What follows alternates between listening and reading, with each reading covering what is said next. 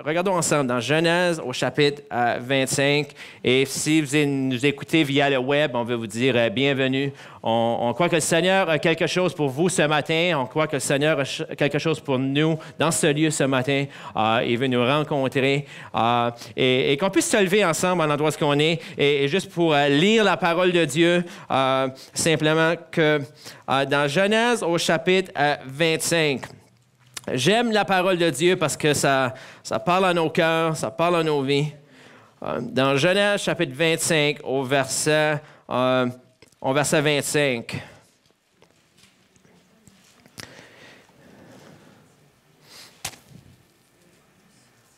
On va sauter au verset 29, on va vite, hein? On va aller directement au verset 29. Genèse 25, 29, il dit « Comme Jacob faisait cuire un potage, Ésaü revint des champs, accablé de fatigue. Et Ésaü dit à Jacob, « Laisse-moi, je te prie, manger de ce roux-là, car je suis fatigué. » C'est pour cela qu'on a donné à Ésaü le nom d'Édom.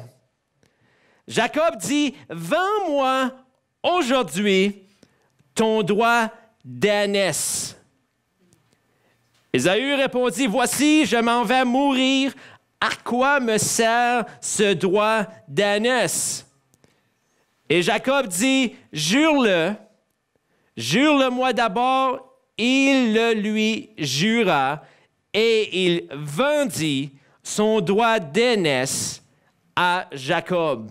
Seigneur, je te remercie ce matin pour ta présence. Je te remercie que tu es présent parmi nous. Seigneur, je te prie que tu puisses toucher nos cœurs. Je te prie de venir nous rencontrer. Venez nous toucher, Seigneur, à l'endroit où on est dans notre marche avec toi, Seigneur.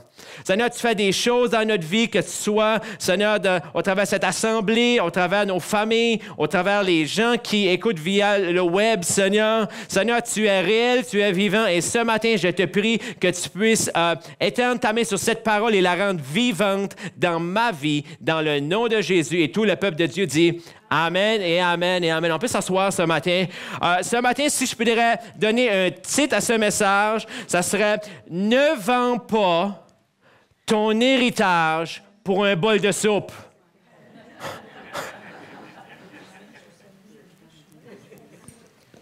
Ne vends pas ton héritage pour un bol de soupe.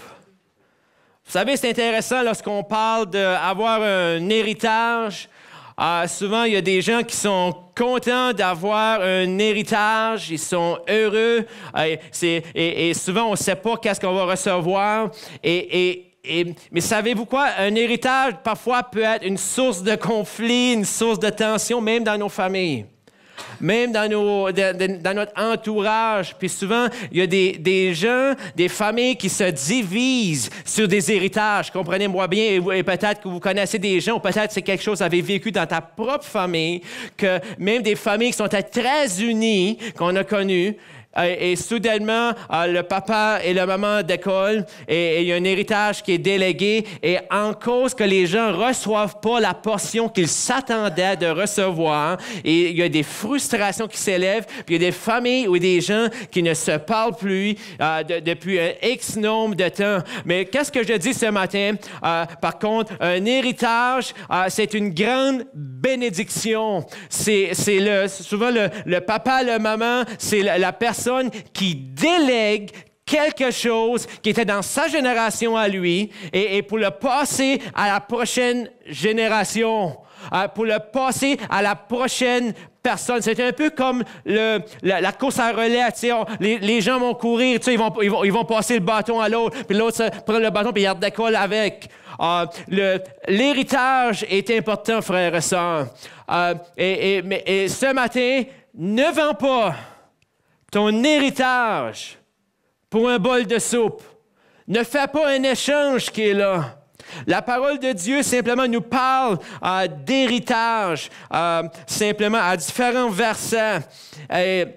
dans le livre des Nombres, au chapitre 34, verset 1, simplement, le Seigneur, à travers sa parole, nous parle. Puis lorsqu'on fait une étude sur l'héritage, qu'on regarde les différents versets et tout ça, il y a des choses vraiment intéressantes qui sont là, qui s'adressent au peuple de Dieu, qui s'adressent à ses enfants. Il dit, au Nombre 34, verset 1, « L'Éternel parla à Moïse et dit, « Donne cet ordre aux enfants d'Israël et dis-leur, quand vous serez entrés dans le pays de Canaan, ce pays deviendra votre héritage.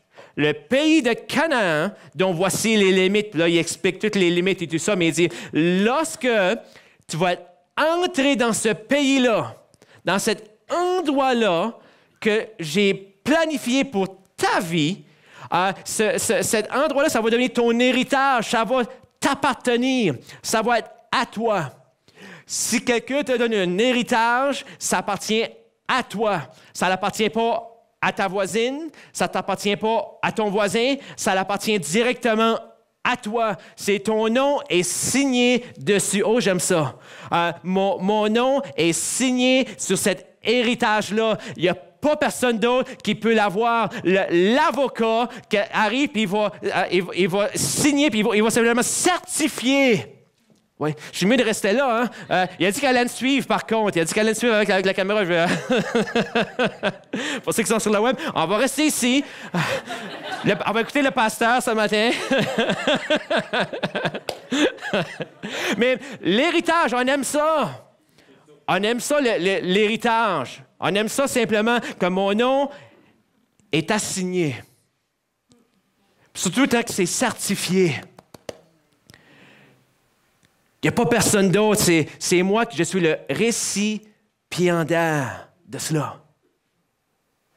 J'ai quelque chose à mon nom pour moi. Il dit, lorsque tu vas entrer dans Canaan, la place que j'ai prévue pour toi, pour le peuple de Dieu, il dit, ça va donner ton héritage. Oh, j'aime le psalmiste au chapitre 16 de la parole de Dieu. Au verset 5.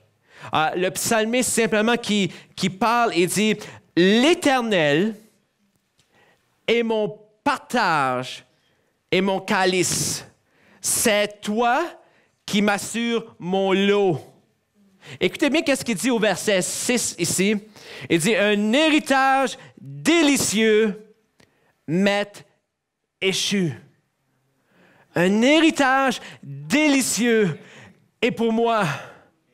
Quelque chose de bon qui est en réserve pour ma vie, pour ma famille. Je ne sais pas si tu le sais, si tu reçois un héritage, souvent, c'est pas juste toi qui vas en bénéficier, mais ta famille va en bénéficier aussi. Ton mari, tes enfants, ton épouse, les oncles, les tantes, ils vont être affectés par cette chose-là. L'héritage, c'est quelque chose que tu n'avais pas auparavant, mais soudainement que tu deviens héritier de ça. Mais qu'est-ce qui est intéressant? Souvent, c'est pas que tu l'as nécessairement parce que tu l'as mérité. C'est plutôt parce que tu as été désigné. Wow! C'est pas parce que tu l'as mérité, c'est parce que tu as été désigné, choisi. C'est pas parce que tu es une bonne personne. Aujourd'hui, dans ce monde, les gens s'attendent, disent « Ah, si je suis une bonne personne, je vais avoir les faveurs de Dieu. » Puis les gens essaient toute leur vie à être des bonnes personnes. Ils essaient de faire les choses comme il faut, à vivre à certains standards de vie. Mais souvent, ils sont remplis de fardeaux dans leur vie parce que souvent, ils réalisent qu'ils ne peuvent pas vivre leur vie aux standards qui sont même établis. Puis ils vivent dans la condamnation. Ils vivent dans le chagrin, ils vivent simplement une vie, même en tant que chrétiens. Ils ne peuvent pas vivre dans la victoire. Parce que pour eux, il semble que le standard qu'ils essayent de suivre, ils ne peuvent jamais rejoindre ce standard-là. Mais merci Seigneur que l'héritage ne dépend pas nécessairement de qui je suis, ou si j'ai été une bonne personne ou une mauvaise personne, ça dépend que j'ai été désigné et choisi. Alléluia. Le Seigneur t'a choisi, mon frère et ma sœur. Le Seigneur sa main sur toi. On est un peuple choisi, mis à part pour le Seigneur. Un héritage délicieux, mais échu, une belle possession, mais accordée. Ça m'est donné. It's free. C'est gratuit. Oh, j'aime ça. J'aime les choses gratuites dans la vie. Ça n'arrive pas souvent, mais j'aime ça, les choses gratuites. C'est le fun, on aime ça.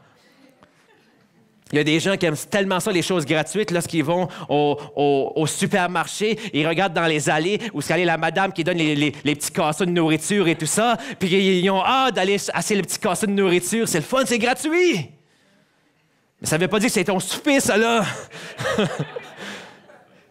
Mais la réalité, c'est que simplement, dans la parole de Dieu, nous parle d'un héritage aussi, que c'est gratuit, c'est délicieux. Il dit de prendre, le pays va devenir notre héritage, les choses de Dieu. Mais dans Josué, chapitre 18, écoutez bien ça, au verset 1. On va regarder à différentes places dans la parole de Dieu ce matin pour établir une certaine fondation. Dans Josué, chapitre 18, verset 1, il dit « Toute l'assemblée des enfants d'Israël se réunit à Silo et ils y placèrent la tente d'assignation. » Cet endroit-là, ce qu'ils cherchaient le Seigneur. Le pays était soumis devant eux. Il restait 7 tribus des enfants d'Israël qui n'avaient pas encore reçu leur héritage. Ce qui m'a touché au travers de ça, c'est au verset 3. Il dit, Josué dit aux enfants d'Israël, « Jusqu'à quand négligerez-vous de prendre possession du pays que l'Éternel, le Dieu de vos pères, vous a donné? » Jusqu'à quand vas-tu négliger ça? Tu sais que tu as un héritage, mais jusqu'à quand vas-tu négliger ça?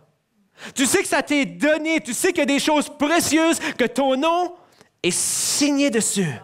Que c'est ta place, que ça t'appartient, c'est ta possession, c'est ton endroit. Tu le sais. Il a mis un appel sur ta vie. Il t'a mis à part. Il a parlé à ton cœur. Mais il dit, jusqu'à quand vas-tu négliger ça? Jusqu'à quand que tu vas attendre pour prendre possession de ton héritage? Puis d'entrer pleinement dans ce que Dieu a pour ta vie. Pas négliger. Pas simplement de prendre pour acquis. Pas prendre pour acquis simplement que je fais 25 ans, simplement que je suis chrétien, que je veux servir le Seigneur, puis ça va... Non. Prends possession de ton pays ce matin, dans ton cœur. Saisis ce que Dieu t'a appelé. Si tu es un jeune homme, une jeune fille, une personne âgée, gloire à Dieu, mon frère, 94 ans, alléluia. Prends possession de ton pays, alléluia. Dis, je peux dire quelque chose, j'ai hâte de voir une génération. On a besoin de voir nos personnes âgées dans le peuple de Dieu. On a besoin de voir les personnes âgées, mais qui sont en feu pour Dieu, alléluia. Que notre jeune génération, qu'on ait des exemples devant nous autres. Que je me souviens de ma grand-maman.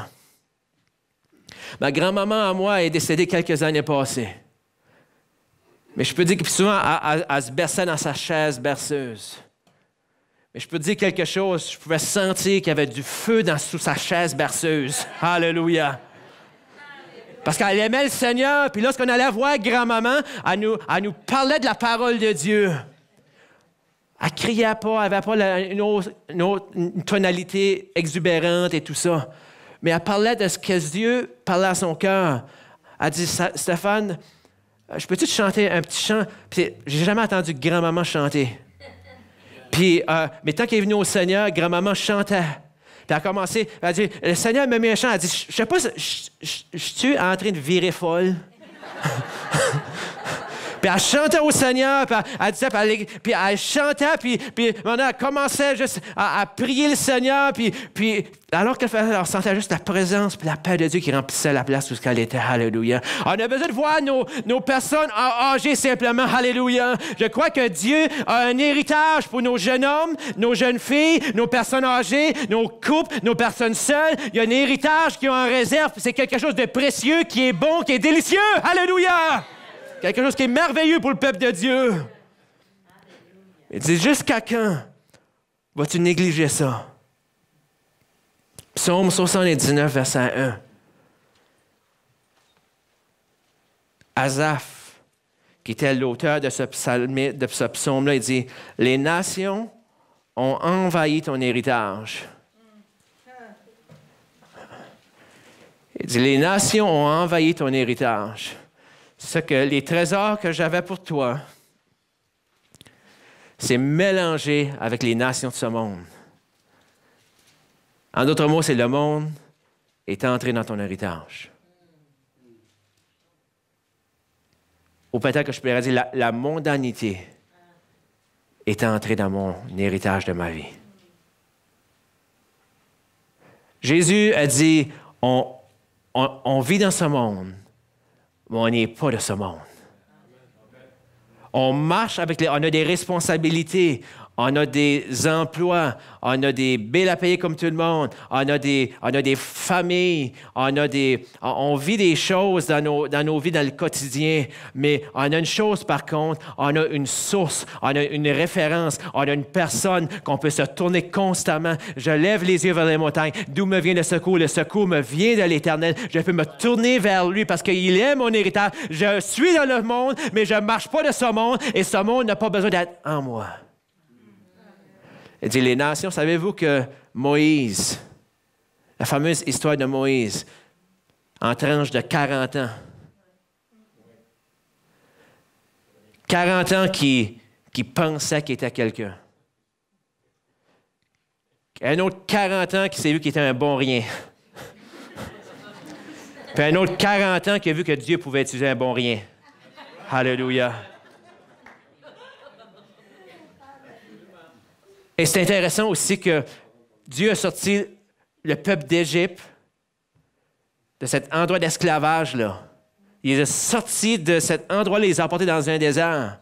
Ils sont sortis de l'Égypte, mais tous les 40 ans qu'ils sont là, qu'est-ce que Dieu faisait? Il sortait l'Égypte d'eux. C'est l'histoire du peuple de Dieu, c'est l'histoire de ma vie, c'est l'histoire de ta vie. C'est que l'Esprit de Dieu est en train de constamment sortir l'Égypte de moi. Parce que pourquoi? Oui, j'appartiens à ce monde, mais je ne suis pas de ce monde. Et il dit simplement, les nations ont envahi ton héritage. Je n'ai pas besoin de faire les choses comme le monde le fait. Alléluia. Même parmi le peuple de Dieu, on apprend des choses et tout ça. Mais je peux vous dire quelque chose. Le monde doit apprendre que j'ai quelque chose, que je suis tellement riche en Dieu, que les gens, lorsqu'ils vont regarder, ils vont dire, tu as quelque chose que je n'ai pas. Je veux avoir cette chose-là. Alléluia. Tu as quelque chose dans ton cœur qui bouille, qui brûle, qui est là. C'est quoi qui se passe avec toi? Tu devrais être écrasé, tu devrais être dedans, tu devrais pas être là vendredi soir, tu devrais être allongé parce que tu es tout fatigué et tout ça. Qu'est-ce qui se passe avec ta vie? Mais tu as quelque chose qui est là. Je crois que le peuple de Dieu est en train de redécouvrir son héritage. Je crois que l'ennemi est venu voler l'héritage qui doit être donné au peuple de Dieu. Il est venu séduire, il est venu de toutes les façons. Mais je crois que le peuple, qu'une portion du peuple de Dieu, que Dieu est en train de réveiller, que Dieu est en train de, les gens dire que je suis tanné, je ne sais pas si vous dites ça ici, à être écœuré. Je suis tanné d'être écœuré.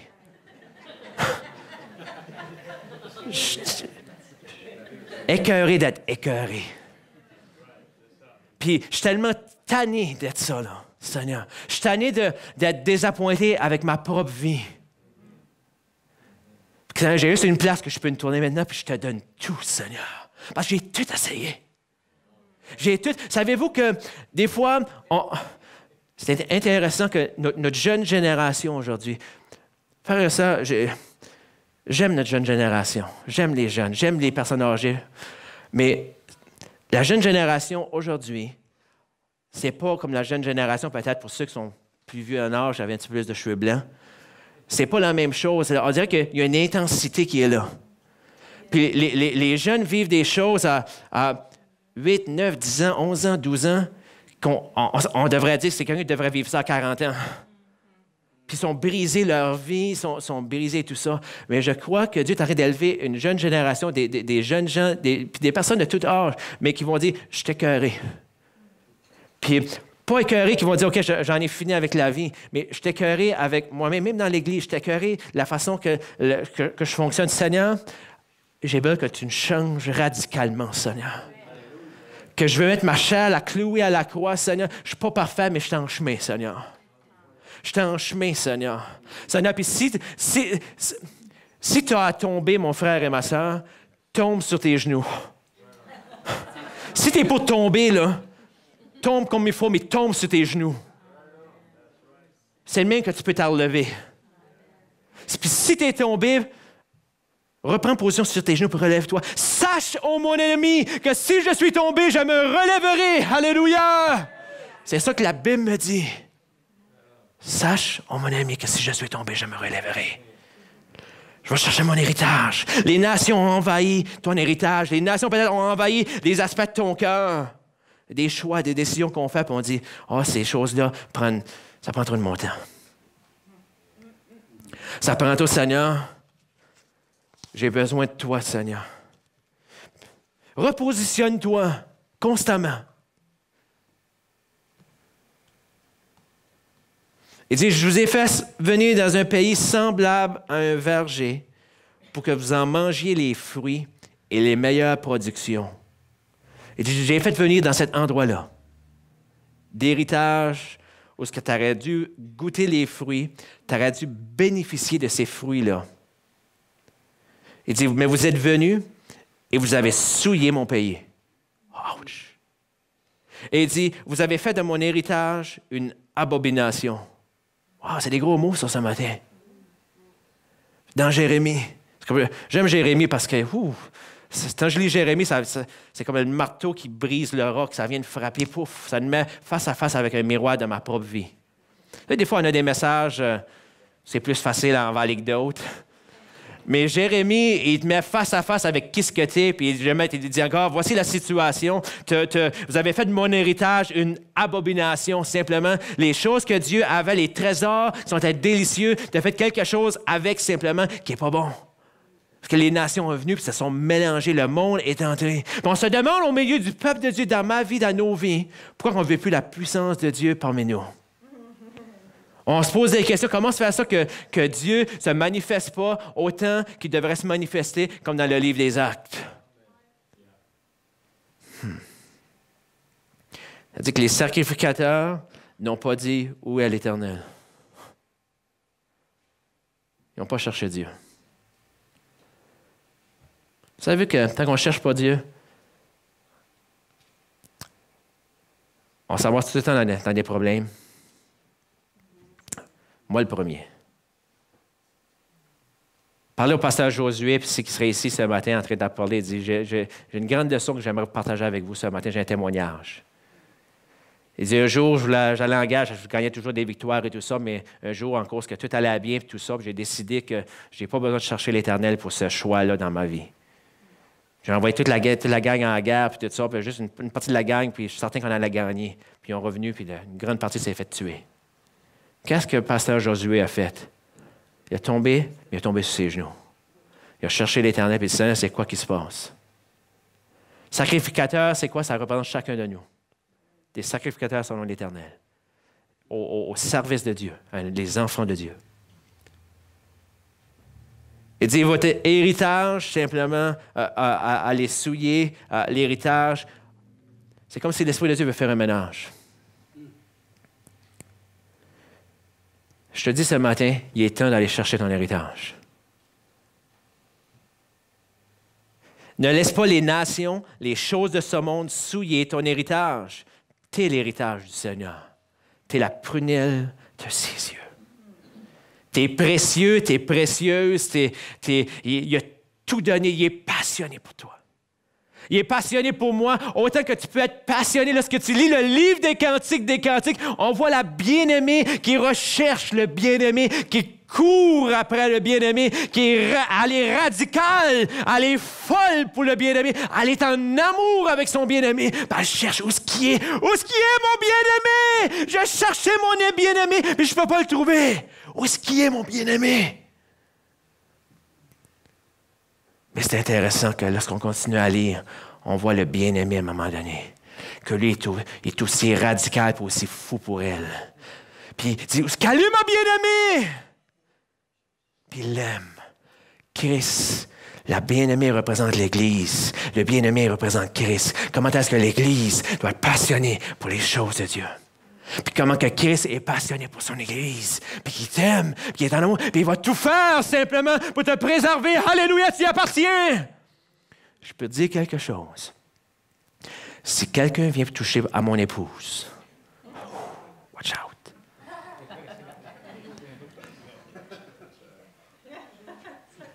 Quelqu'un qui vient, elle est précieuse dans mon cœur. Elle a dit hier qu'elle a pris des cours de boxe. Mais moi, j'ai fait du judo. Ça fait un bon match, hein? Ça fait un bon match dans un couple.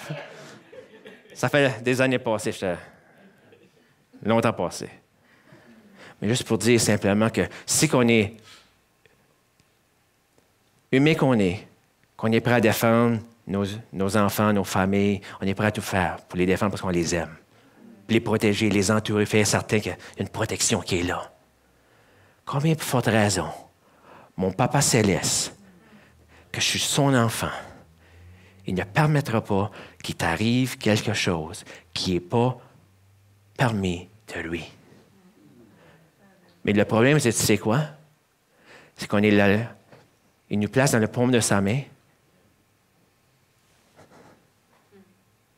On sort du paume de sa main. On saute de cet endroit-là. C'est comme un parapluie de sa protection qui est sur nous autres. Mais pour une raison ou pour une autre, on sort de sous-dessous le parapluie. On se demande pourquoi on est tout mouillé avec les choses du monde. Ça nous dit, non, viens juste sous mon parapluie. Je vais te garder, je vais te transformer, je vais faire quelque chose avec toi. Ne néglige pas l'héritage que Dieu a pour toi. Ne sois pas indifférent à cela. Ne sois pas comme Ésaü, simplement, qui avait pris pour acquis. C'est juste le droit d'ânesse. C'est juste quelque chose. C'est là que ça va être passé de mon père, puis ça va venir à moi. Puis c'est pas grand-chose, cette chose-là. Il ne comprenait pas qu'il y avait un attachement puissant spirituel qui était là. Qu'il y avait une puissance incroyable qui allait affecter les générations à venir en cause de son choix pour un bol de soupe. À cause qu'il a fait passer son appétit charnel d'une soirée. Ouch. Faisons attention des appétits charnels d'une soirée. Parce que ça peut nous occasionner à manquer des choses dans notre vie. Du pasteur Stéphane, peut-être que cet héritage-là, que c'est souillé. Je pense qu'il faut retrouver l'attitude de cœur des filles de Tseloshad. C'est tout un nom, ça. Être comme les filles de Tseloshad. Appelez pas votre garçon comme ça. Ça va donner de la misère au professeur. Mais la Bible nous dit simplement que je crois qu'on doit être devenu comme ces filles-là qui ont approché le peuple d'Israël et dit on veut avoir notre héritage. Dans Nombre, chapitre 27, le papa était décédé à cause de ses péchés et tout ça. Tu n'as pas besoin d'être la conséquence des décisions de quelqu'un d'autre.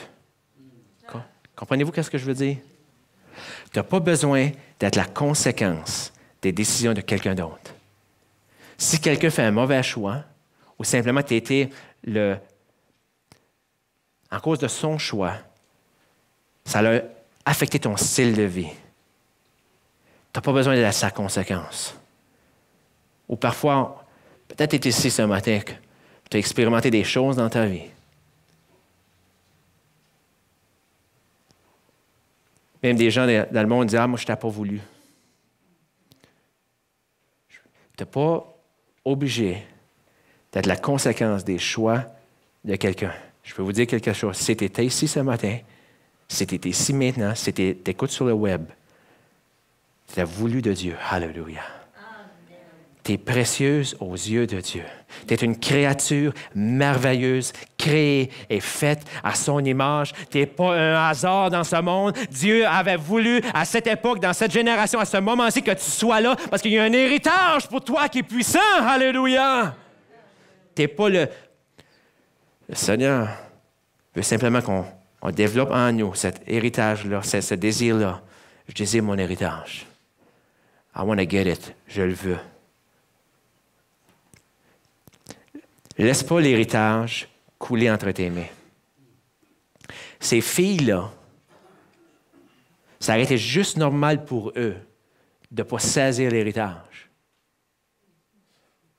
Ah, ça aurait été un autre membre de la famille. C'était pas bien populaire, souvent que ça allait à les filles, l'héritage. Les hommes, OK, mais ouais, les hommes, hey, voyons. Mais ils ont dû désirer quelque chose. Ils ont dû être radicaux. S'encourager. Ça n'a pas dit juste une fille. Ça dit les filles. Et la gang. On peut-tu aller chercher ensemble qu'est-ce que Dieu a pour nous autres? On peut-tu aller rechercher cet héritage-là? L'héritage, c'est précieux, c'est quelque chose qui nous est transmis à la mort de quelqu'un. Ça prend un décès pour recevoir un héritage. On voit avec le fils prodigue et tout ça, le père est encore vivant puis il a donné l'héritage. Mais en temps normal, ça prend un décès pour recevoir un héritage.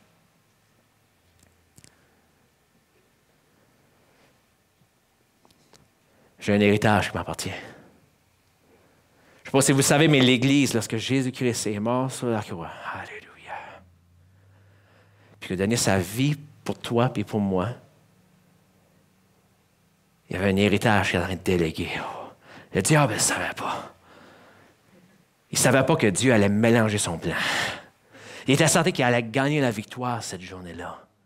Mais il était un héritage puissant qui était sur le point d'être délégué à l'humanité. Alléluia. L'héritage du salut en Jésus-Christ, que les gens pouvaient être pardonnés de tous les péchés, pouvaient être pardonnés et restaurés à nouveau à la croix par le sang de Jésus-Christ, quels que ce soit les manquements, quelles que ce soit les erreurs, quelles que ce soit les gaffes, quelles que ce soit même peut-être les choses qu'on a laissées entrer dans notre héritage de notre vie, allaient être maintenant pouvoir être restaurées par le sang de Jésus-Christ. Alléluia! Ce matin, tu peux être restauré en Jésus-Christ. Ce que l'ennemi est venu voler, il peut te redonner. Alléluia. Il peut te redonner ces choses. Cette semaine, il y a quelqu'un qui est venu à mon bureau. Quelqu'un qui passait vraiment des temps difficiles, qui n'avait plus d'argent. Il était sur le point d'être jeté en dehors de son appartement à cause des mauvais choix, des mauvaises décisions qu'il a faites par rapport à son argent et tout ça. Et c'est ramassé qu'il faisait plusieurs mois qu'il ne pouvait pas payer son appartement. Puis là, le propriétaire lui a dit que simplement, en cause de cela, que tu as jusqu'à demain pour trouver ce montant-là pour payer ton loyer. Sinon, tu es dehors. Puis il est venu, puis il était découragé. On a discuté ensemble et tout ça. Puis il me disait qu'il y avait un accordéon qui voulait plusieurs milliers de dollars. Puis c'était un accordéon qui avait été... Son père était décédé, puis c'était l'héritage qu'il avait reçu de son père. Puis tout ce qu'il essayait de faire, il essayait de le vendre dans son temps difficile. Puis il n'y a pas personne qui voulait l'acheter. Ne vends pas ton héritage pour un bol de soupe, même si les temps sont difficiles, même si c'est pas facile dans ta marche avec le Seigneur. Ne vends pas ton héritage, quel que ce soit le prix, frères et sœurs. Nos frères et sœurs dans le passé, au travers de l'Église, ont payé au prix de leur sang sans vendre leur héritage parce qu'ils avaient reconnu qu'ils étaient de passage de ce monde, que les choses de ce monde n'étaient que passagers, puisqu'ils avaient quelque chose qui était bien plus précieux. Alléluia! Un héritage qui ne peut se corrompre, un héritage qu'on ne peut souiller, un héritage qui est pur, qui est saint, qui est parfait, un héritage simplement qui vient du ciel. Il est temps que l'Église de Jésus-Christ saisisse son héritage, les choses que Dieu nous a données. Éphésiens 1, verset 13.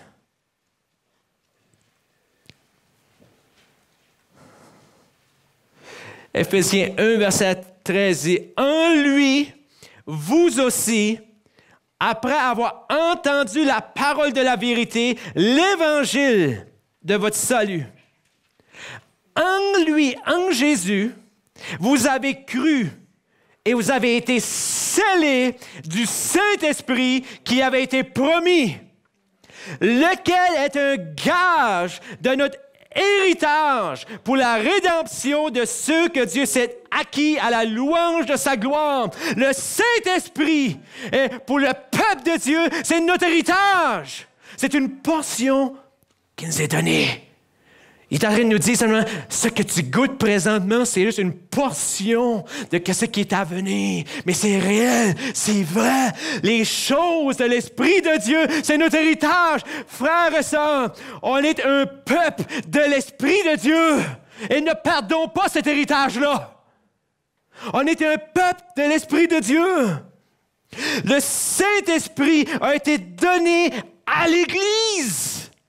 C'est quelque chose qui est délicieux, quelque chose qui est bon. L'ennemi simplement est venu mettre toutes sortes de confusion en nous faisant croire que les choses de l'Esprit de Dieu, mais oui, c'est fait des erreurs, oui, c'est fait des choses parmi le peuple de Dieu pendant les années et tout ça, mais ça demeure que le Saint-Esprit est notre héritage. C'est délicieux, c'est bon, c'est glorieux, c'est vivant, c'est réel, c'est puissant.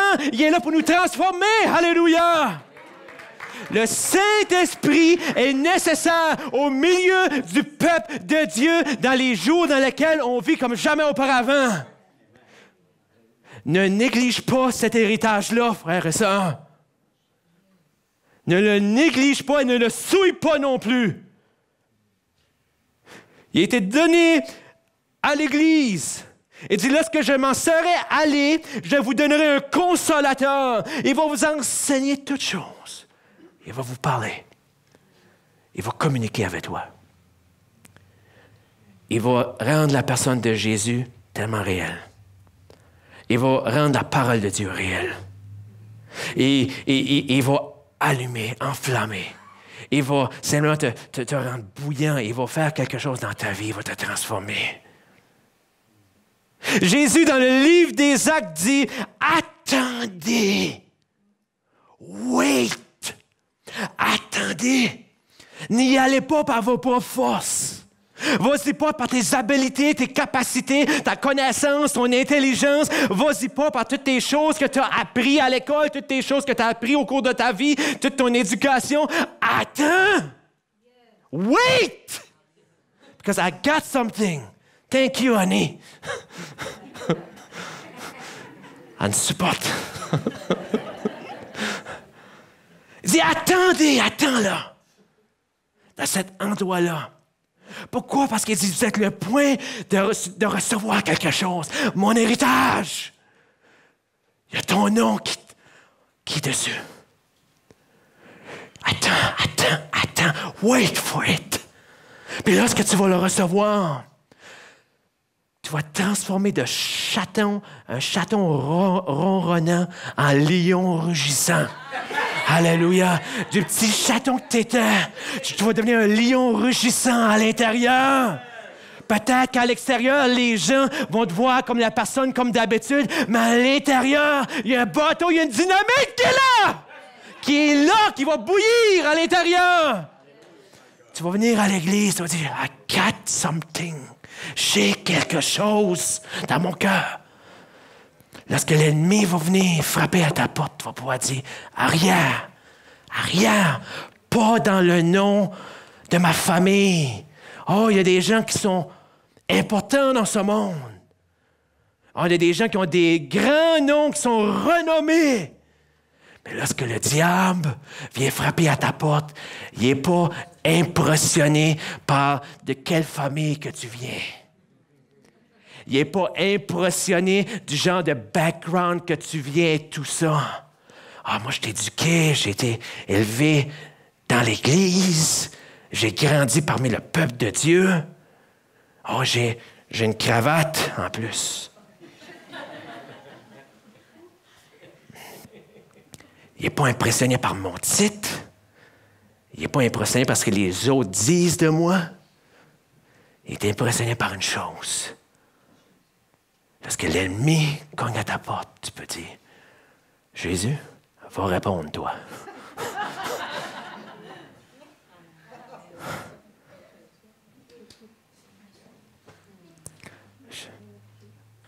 Va répondre. Dans le nom de Jésus de Nazareth, celui qui m'a créé, qui a été justifié, qui est pardonné, dans le nom de Jésus de Nazareth, arrière, Satan! Arrière, dans ton foyer, dans ta maison, arrière. Tu n'as plus autorité sur mon mari, tu n'as plus autorité sur ma femme, tu n'as plus autorité sur mes enfants, tu n'as plus autorité sur ma vie. Je prends position dans le nom de Jésus. Peut-être que ça peut être progressif, mais sois ferme. Il dit résiste, résiste, résiste au diable. Résiste, lui. Parfois, il faut que tu résistes plusieurs fois, mais résiste. Mais j'aime ce qu'il dit auparavant. Il dit, soumettez-vous donc à Dieu. Seigneur, je m'abandonne à tes mains. Soumets-toi à Dieu. Tu peux y résister à ce moment-là. L'esprit de vérité qui pointe constamment à Jésus-Christ et notre héritage.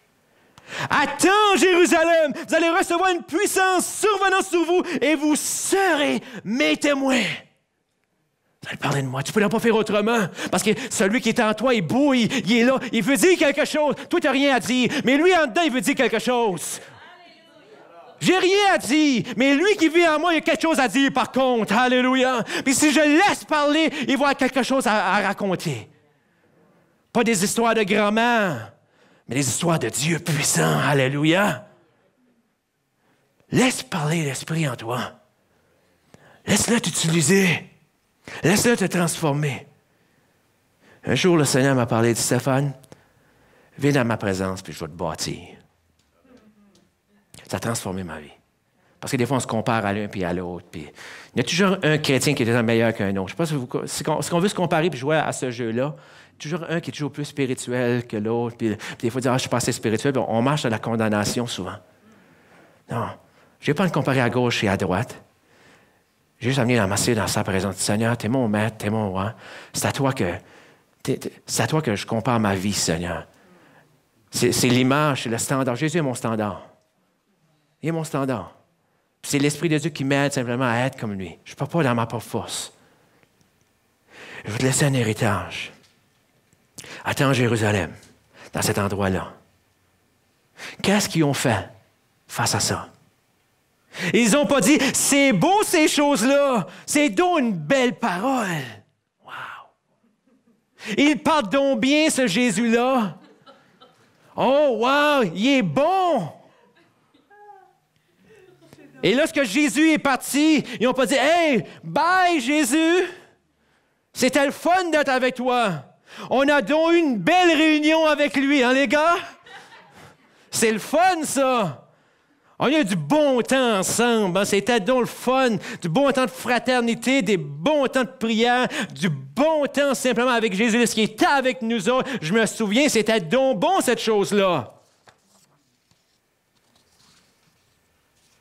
Ils n'ont pas dit, lorsqu'il est parti, on a eu une bonne réunion avec Pasteur Jésus.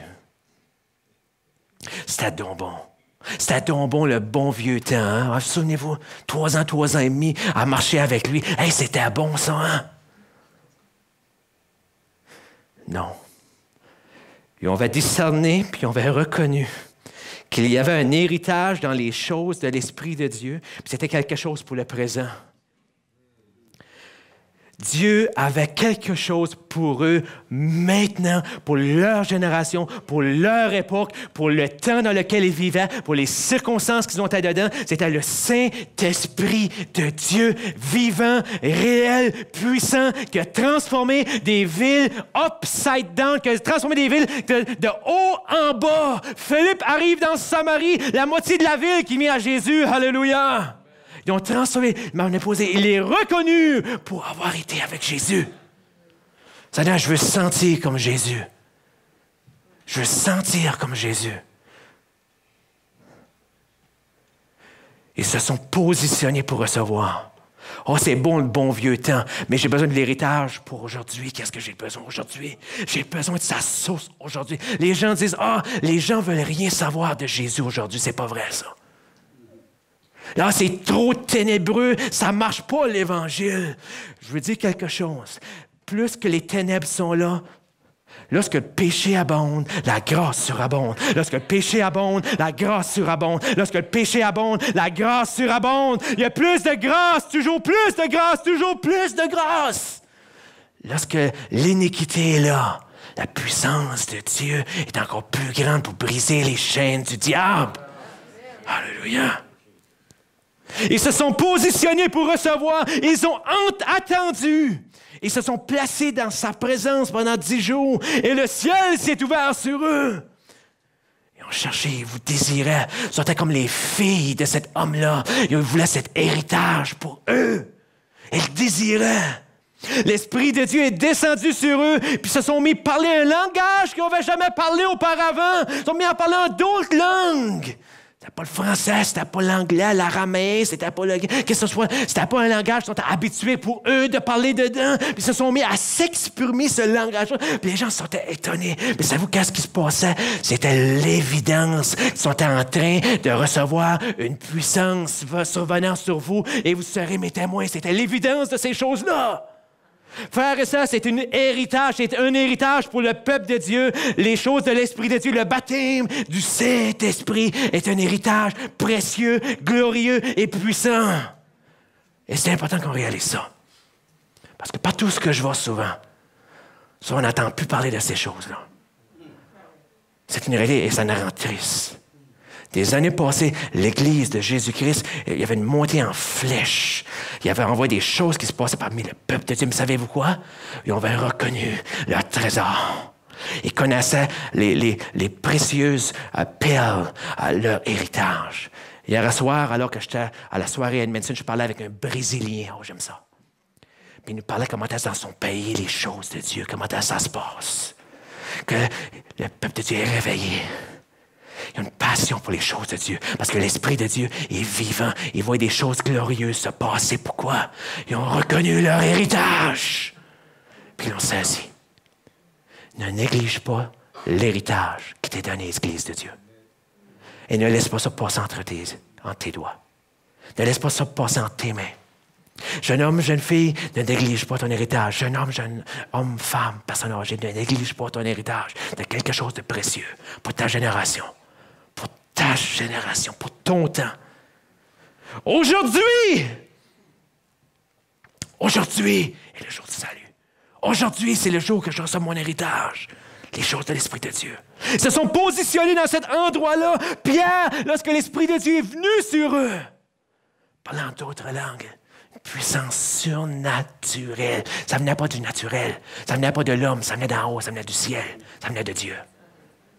Et lorsqu'ils ont reçu ça, Pierre se tient devant la gang. Celui qui avait renié, maintenant régnait en Jésus-Christ. Celui qui avait renié, maintenant régnait en Jésus-Christ. Pierre régnait dans le sens qu'il était victorieux. Il commence à parler de qu'est-ce qui venait juste de se passer, l'héritage qui venait juste de recevoir, l'Esprit de Dieu qui était répandu. Savez-vous qu'est-ce qui est arrivé? 3000 personnes. L'héritage, une puissance dedans. 3000 personnes qui viennent au Seigneur. Leur cœur était vivement touché. On a besoin de retourner à la source. On a besoin de retourner à la source. J'ai besoin de retourner à la simplicité de l'Évangile. Savez-vous, partout à travers le monde présentement, il y a des grands mouvements de Dieu qui se passent. Dans des pays où auparavant on dirait que l'Évangile, ça ne marchait pas. Savez-vous, l'Évangile est simple. C'est quoi? Connaître Jésus, puis le faire connaître. Aussi simple que ça, je vous le dis. Avoir une relation intime, puissante, vraie avec le Seigneur Jésus. Prendre le temps de l'écouter, puis faire ce qu'il dit. C'est-tu rendu si simple que ça, l'Évangile, qu'on a oublié notre héritage? Que l'Évangile, c'est juste écouter puis faire ce qu'il dit? On se complique ça, frères et sœurs. On a besoin de retourner dans notre lieu secret. Qu'est-ce que tu dis, Seigneur? Savais-tu que la majorité dans nos assemblées, que le counseling qu'on fait souvent, serait coupé de 95%. Le counseling qu'on fait de 1 à 1, c'est qu'on mettrait en pratique juste ça. Parce que lorsqu'on écouterait ce que le Seigneur a à me dire, on aurait déjà la réponse. On ne chercherait pas la réponse de quelqu'un d'autre. Mais par contre, qu'est-ce qui arrive? Parce qu'on vit dans un monde naturel, parfois on a besoin de quelqu'un d'autre pour nous aider dans sa marche-là, pour nous aider à nous rediriger vers ce que Jésus dit. Pierre va dans la maison de Cornélius, commence à prêcher, l'Esprit tombe dans place et les gens commencent à prier en d'autres langues. Frère, pourquoi que ces choses-là seraient étranges parmi le peuple de Dieu? Ça se peut-tu qu'on est en train de négliger le plus grand héritage que Dieu nous a donné avec la croix de Christ au Calvaire, puis le cadeau du Saint-Esprit qui nous a été donné librement?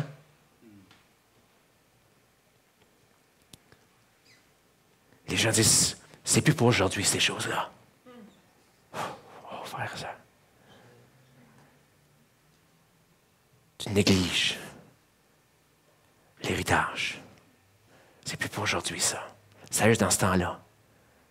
Je pense qu'il était qu'on retourne à la parole parce que même Paul, des années après que cet événement-là est arrivé, des années après, Paul va à des disciples. Les disciples n'avaient même pas entendu parler qu'il y avait un baptême du Saint-Esprit. Puis il leur commence à leur parler de ces choses-là. Il leur impose d'aimer. L'Esprit de Dieu descend sur eux autres, puis ils se mettent à parler en d'autres langues. Ça, c'est des années après ça.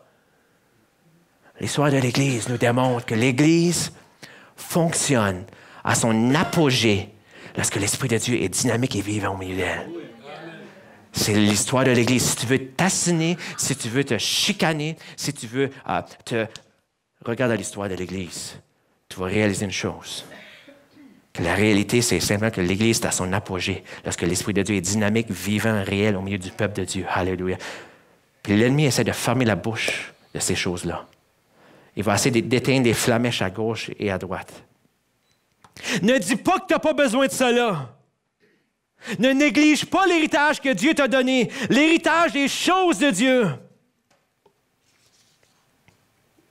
Ah, j'ai le goût de descendre et juste marcher, mais je vais me retenir.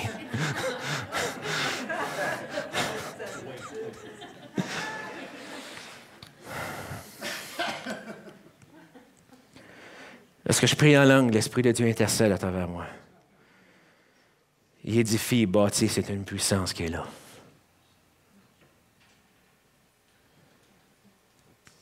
Ça te rend sensible aux choses de Dieu. Ça te rend alerte. Si tu trouves la vie chrétienne plate, tu n'es pas plugué à la bonne place. Il y a quelque chose que tu n'as pas compris à quelque part. Si tu es arrivé à une place que c'est stagnant dans ta vie, c'est parce qu'il y a quelque chose que tu n'as pas compris. Si tu es stagnant, que tu fais du surplace, on a tous nos bicycles à la maison, puis on fait du surplace. Mais ce qu'on fait du surplace dans notre marche, dans la vie chrétienne, on est stagnant, il y a quelque chose qu'on n'a pas compris. Peut-être qu'on doit commencer à donner. Peut-être qu'on doit commencer à donner. Qu'est-ce que tu dis, pasteur Stéphane? La fameuse histoire de la mer morte qu'on connaît tous. La mer morte en Israël, que simplement que l'eau propre, l'eau naturelle, que l'eau vivante vient dans la mer morte, mais elle est stagnante. Tout ce qui est dedans meurt. C'est stagnant. Pourquoi? Parce qu'il n'y a pas rien qui sort de cette mer-là. Et l'Église, parfois dans nos vies, on est stagnant. On vient et on dit, Seigneur, bénis-moi, bénis-moi, bénis-moi, bénis-moi, bénis-moi, bénis-moi, bénis-moi, bénis-moi, bénis-moi, bénis-moi, bénis-moi, bénis-moi, bénis-moi, bénis-moi, bénis-moi. Puis on ne donne pas ce qu'on a reçu. Il n'y a rien qui sort. On devient stagnant, puis on meurt. Mais je peux te dire quelque chose ce matin. Si tu prends ce que tu reçois, comment juste à le donner aux gens autour de toi? Comment juste à parler de Jésus?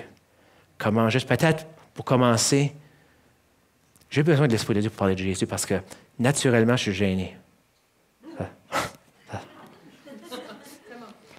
Mais c'est une réalité. À l'école, j'étais timide.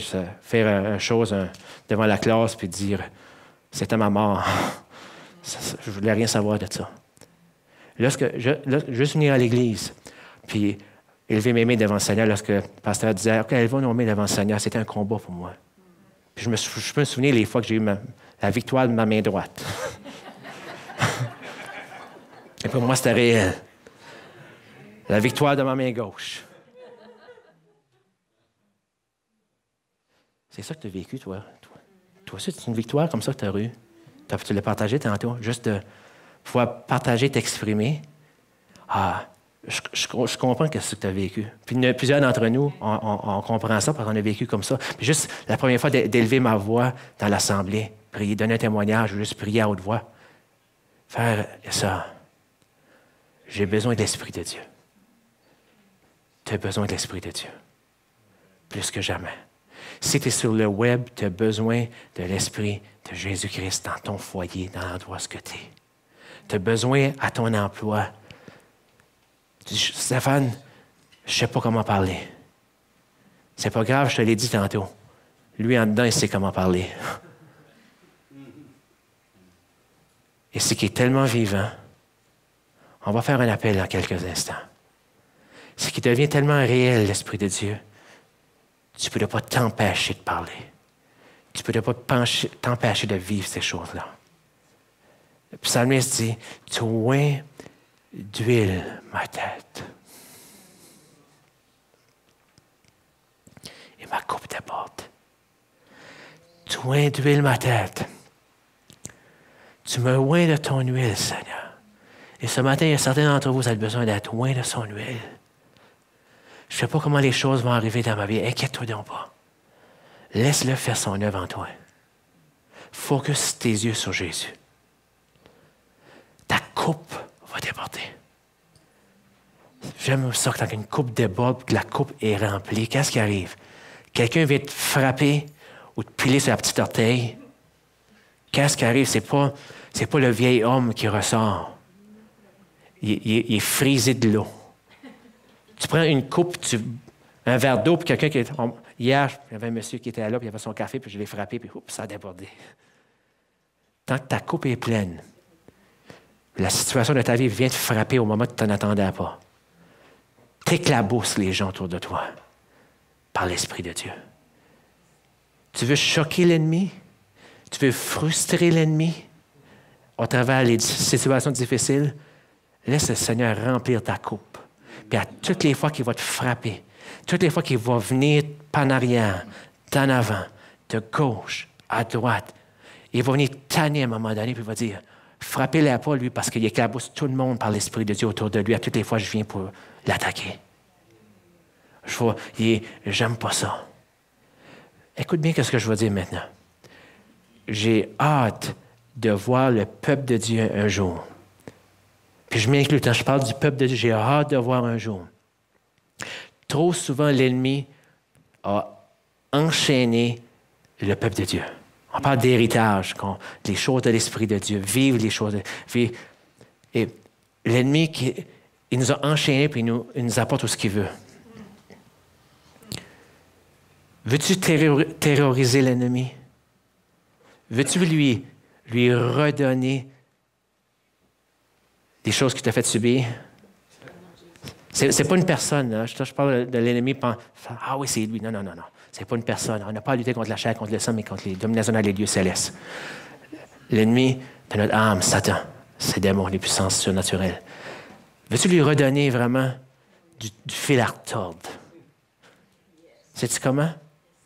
Si tu étais enchaîné et tu es lié avec quelque chose ce matin, peut-être une addiction, des choses, tu essaies de te libérer de ça. Sais-tu comment faire? Parce que si tu es enchaîné, commence à te remplir des choses de Dieu. Tu vas commencer à terroriser l'ennemi. Sais-tu parce qu'il va faire? Parce que maintenant, c'est l'ennemi qui est attaché à toi. Puis tu commences à te remplir tellement des choses de Dieu, puis il est encore accroché. Tu te remplis tellement des choses de Dieu que ta coupe déborde, puis il va dire « Laissez-moi tranquille! Y a-t-il quelqu'un qui peut venir me décrocher de ce chrétien-là? Y a-t-il quelqu'un qui peut me libérer? Je suis pogné après le chrétien. Libérez-moi quelqu'un! Je suis un enfant! Je ressens le feu de Dieu sur cette personne-là qui brûle dans son cœur. Libère-moi!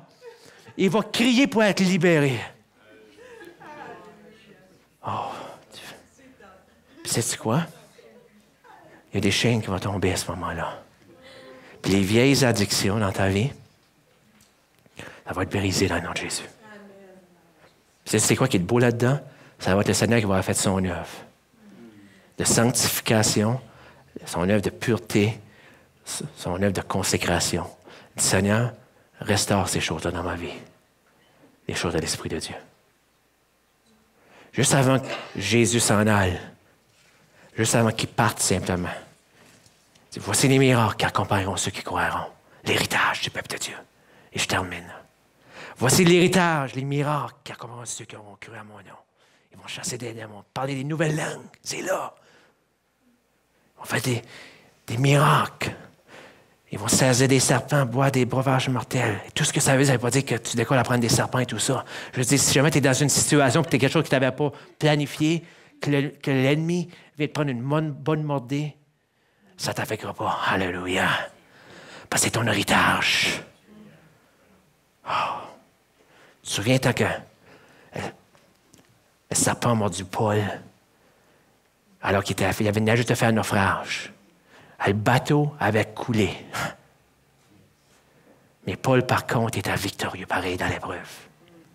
Puis le serpent vient, puis il mord comme il faut. Tout le monde attendait qu'il tombe, qu'il ne se relève pas. Il a juste secoué le serpent, puis il a continué. On dit, oh, wow, qu'est-ce qui se passe avec lui? Il ne devrait pas passer. Il avait reconnu simplement qu'il y avait un héritage qui est là. Le Seigneur, après leur avoir parlé, fut enlevé au ciel. Il a délégué son héritage à son peuple.